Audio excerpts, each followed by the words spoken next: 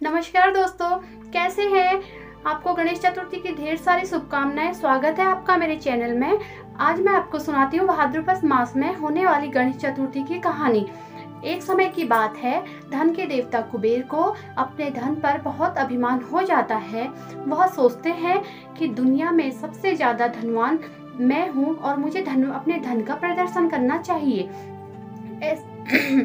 ऐसा सोचकर उन्हें ख्याल आता है कि क्यों न देवताओं को अपने घर एक एक दिन भोजन के लिए निमंत्रण दूं और सबको अपना धन का वैभव दिखाऊं। ऐसा सोचकर सर्वप्रथम भगवान भोलेनाथ को भोजन का निमंत्रण देने कैलाश पहुँचे। भोलेनाथ उनकी मनसा समझ गए। वह कुबेर का अभिमान समाप्त करने के लिए उन्होंने कुबेर से कहा कि मैं आपका आमंत्रण स्वीकार नहीं कर सकूंगा, लेकिन मैं अपनी जगह गणेश को आपके साथ भेज देता हूँ। यह सुन कुबेर ने सोचा मुझे तो अपना धन और वैभव दिखाना है। भोलेनाथ ना सही, उनका पुत्र ही सही। वह हाँ कर देते हैं और गणेश जी को अपने साथ लेकर अपने महल पहुँचते हैं।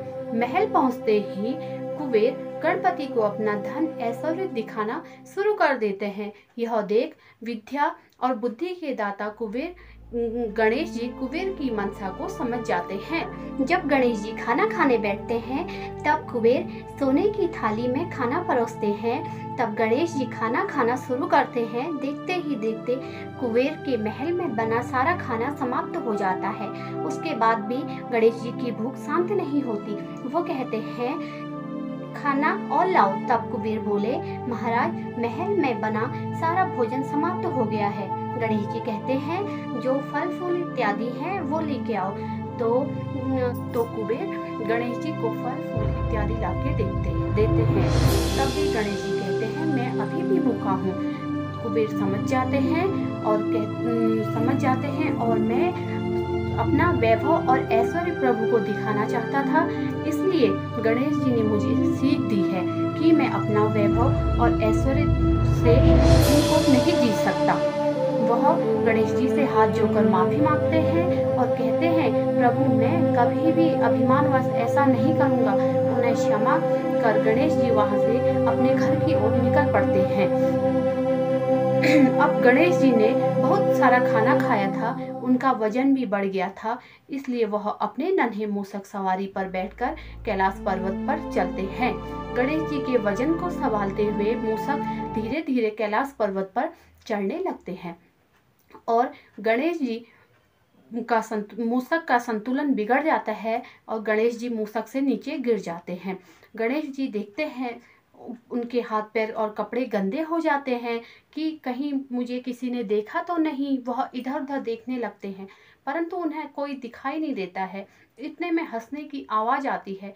गणेश जी ऊपर देखते हैं तो ऊपर आसमान से चंद्रमा हंस रहे होते हैं। गणेश जी को चंद्रमा की हंसी पर क्रोध आता है और वह उन्हें श्राप देते हैं। श्राप देने के बाद गणेश जी कहते हैं आज के बाद आपका यह स्वरूप किसी को नहीं दिखाई देता है। श्राप देते ही चंद्रमा क्रांतिहीन हो जाते हैं और उन्हें अपनी भूल का एहसास हो जाता है।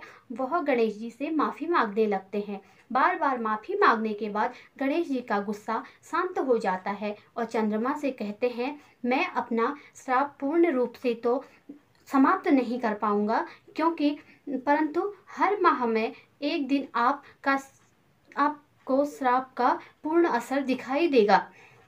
उस दिन आप किसी को भी नहीं दिखाएंगे देंगे। तब से चंद्रमा अमावस्या के दिन किसी को भी नहीं दिखाई देता।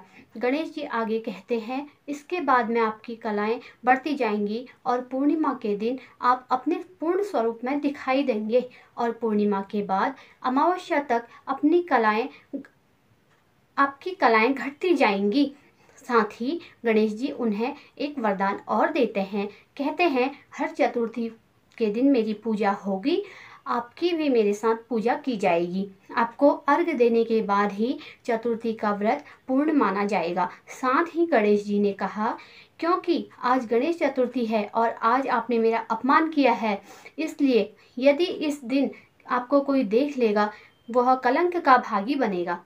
तब से आज तक हर गणेश चतुर्थी के दिन चंद्रमा के दर्शन नहीं किए जाते हैं। कहा जाता है यदि चंद्रमा के इस दिन दर्शन किए जाते हैं तो उसे दोष लगता है।